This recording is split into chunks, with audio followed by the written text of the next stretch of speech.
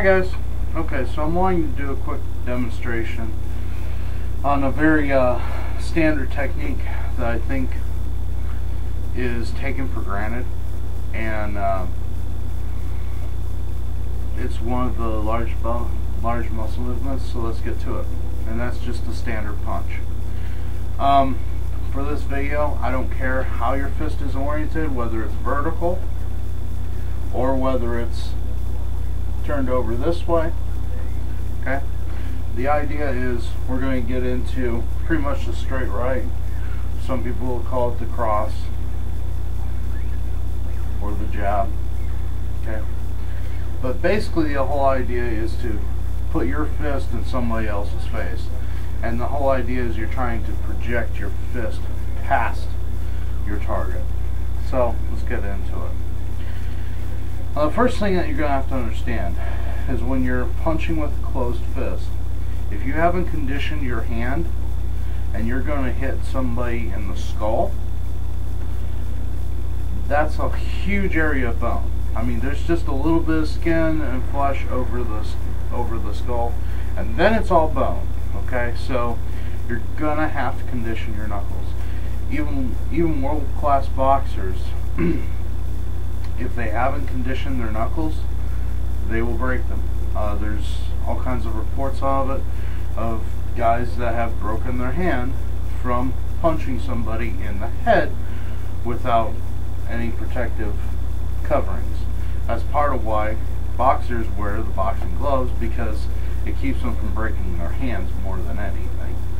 And yes, it does cause a little less damage to the opponent, but still, the main purpose for the boxing gloves is to keep their hands from breaking. So that's kind of important, especially with those wraps that they'll do they'll wrap their hands in before they do any really hard, heavy bag work.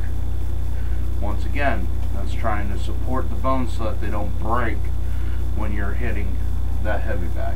Okay, so the first thing that I'm going, and if you're ever in a self-defense situation, it's not like you can say, hey, wait, hang on, let me wrap my hands real fast.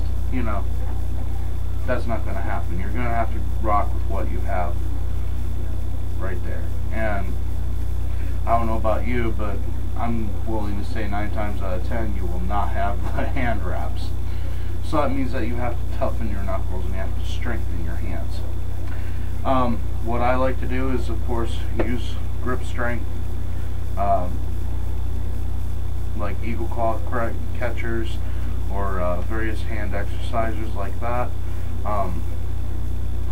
But along with that, you have to actually condition the knuckles themselves. Now, there's a lot of different ways that it can be done. I'm not an expert on it, but I will tell you what worked for me. And honestly, it's finding something that's harder than my hand. Sometimes that's a wall. You know, that could be a wall, that could be a chunk of steel. Actually, I did a lot of hand strengthening on HY80 steel, which was what our boat was made out of, and I go up to a missile tube and put my hand right on my tip of my finger right on that missile tube, and put my body weight behind it and just hit the missile tube like that, and boom, boom, boom, boom, boom, boom. Okay. And what would happen is I would feel kind of like a separation in there. Now, you got to be careful with this method, because if you do it too much and you do it the wrong way, you can have arthritis problems later on in life, because it does open the pores of your bone, which is what you want to happen. But there's a couple caveats to it. But anyway, by doing that, I would do that until I felt the bones kind of open up, or there'd be a slight separation in my knuckles. And by listening to my body, it told me when to stop. Okay? And so then I stopped, and then I would wait another day or two, let that heal up, and then go again. Something that will help you too is if you eat a very calcium enriched diet. Drink a lot of milk, or take some calcium tablets. Okay, these are all ways that you can literally build up the muscle structure or the bone structure in your fist, so that it will strengthen your knuckles. Okay, that's one way to do it. The other thing is that by the act of hitting something that hard, okay, it forces you to have good wrist alignment. And that's the other problem. A lot of people, when they punch, they want to cock the wrist either way. Can't do that. If you do that, you'll break your wrist, or at least you'll cause it to pop. And yeah. Also, this is not a method that I recommend for everybody, but it's how I did it for me. How I would recommend it is get a hold of a good Chinese practitioner of Iron Hand or Iron Palm. Have them teach you. That would be the best way. But if you have nothing else, you got to do what you got to do. And this works, or at least it worked for me. So, alright, now that we've gotten past that. So, get your knuckles conditioned, step 1.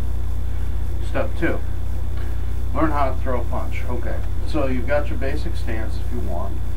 I've just got my left foot forward, my hands up on guard. Got my elbows into my rib cage, protect my ribs. Okay, I can move up and protect my head if I need to, but I'm right here. Okay, now when I throw a punch, there's a lot of different ways of doing it, and there's about 4 different methods. All of them are correct. Okay, it just depends on what you choose to do. Some people throw it from their foot, and basically what happens is they rock forward on their toes, then they twist their hip, and then they bring everything forward here. Okay, so really the first thing to move for them is their foot. Okay, and then it goes to the hip, and then it goes up to the shoulder, and then fire. Okay, so it's up, boom, one of those. Okay, that's one way. The problem with that is that if you're up against somebody good, there's a good chance that they'll see that coming, because it's a slower movement, because it's coming all the way from back here to come here. Okay, and I found that it really doesn't have it. It does have some power to it, but it's not as much as you would think. Okay, as compared to the other methods. The other ones is just off of a twist from the hips, and you just fire this way. You just twist the hips and fire. Okay, that works pretty well. But again, somebody who's good, now they would have to be better, could see your that whole thing happen, and they're like, oh, okay, there's a punch coming here. Okay, and then there's other people that'll throw it from the shoulder, just pretty much throw it straight from the shoulder.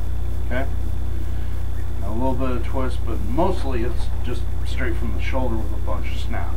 Okay, once again, that works okay. It's even harder to see, but still it can be seen. And then there's this one way that I like to do it, and it actually, it's not, think of it not as punching from behind, think of the punching it from the front. Here's what I mean. The way I like to do it is I'll throw my hand first, and then I'll bring my body behind it. Okay, so by the time my body gets there, my hand is already connected. Okay, so it's boom. Okay, it's boom. Right, my whole body leans into it after it's already there. So the hand moves first. Okay, and this will help you a lot with your jabs. Okay, so, and with the jab, don't think that you have to turn your fist over. If you turn your fist over, it's not going to get to your opponent as quickly, okay? Because there's one extra step there. We have to turn our hand. Well, if our hand's already like this, why not just punch vertically? Okay? That's kind of what I'm thinking. So, right? Hand first. And then, here. Boom, boom. Boom, boom. Okay? Boom, boom. Boom, boom. Now with this one in the back, I'll go ahead and turn it, because the turning adds power and adds snap. But this is after the first one has come. Okay? So it's boom, boom, boom. Boom, boom. Boom, boom. Okay? This is also helpful if you're going to punch to the ribs, because a rib compresses this way. Okay? They can compress in, but they cannot compress down and in or up and in. Okay? If you go up and in, it's going to cause breakage. If you go down and in, it's going to cause a breakage.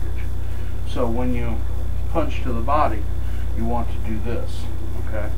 Or you want to do this, okay? There's a technique that uses that, but that's for another video. But the thing is that you throw the first one, and then you bring the second one by turning, okay? And the thing is that as you get better and as your speed develops, you want to be able to throw these two punches almost at the same time, as if they were one. Okay? So at full speed, this is what it looks like. 1, 2, 1, 2, 1, 2, 1, 2, 1, 2. Okay? So it's 1, 2. Alright? But that's the idea. The thing is that they may see this one. If they do, great. And they're going to try to block this one, that's fine. Because there's this one coming straight in. Okay? So it's boom, boom. Okay? Boom, boom. Boom, boom. Boom, boom. Okay? That leads me to my next point. Palm heel strike. If you have not conditioned your knuckles, there is no reason on this planet why you should not be using a palm heel strike. It minimizes damage. If you have not conditioned your knuckles, when you punch somebody in the skull, you will break your hand, most likely. You'll at least cause enough soft tissue damage that it's going to make your hand swell and it's going to hurt like hell. Okay? Use a palm heel strike. By using the palm heel strike, guess what? There's not going to be that inflammation there. And, more to the point, if at the start of the fight you can keep your hands completely open like this, which is the same as this, as far as you're concerned, but as far as they're concerned, it says, hey, hey, I don't want to fight, boom, boom.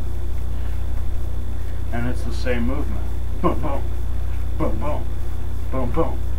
Okay? The other great thing about an palm heel strike is for a fist to do an uppercut, you gotta do one of these. Okay? You got it.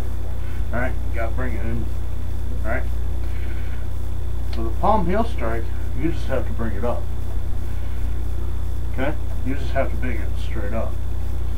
So instead of having to turn the body and turn the fist and come in here, you can just come straight up with the palm heel strike. Just drop it down and launch it right up. Okay? So there's a lot of good things about the palm heel strike. You can also use the back of the arm if that punch is coming in. When it is, you can bring it out, step forward, and smash with the palm heel strike.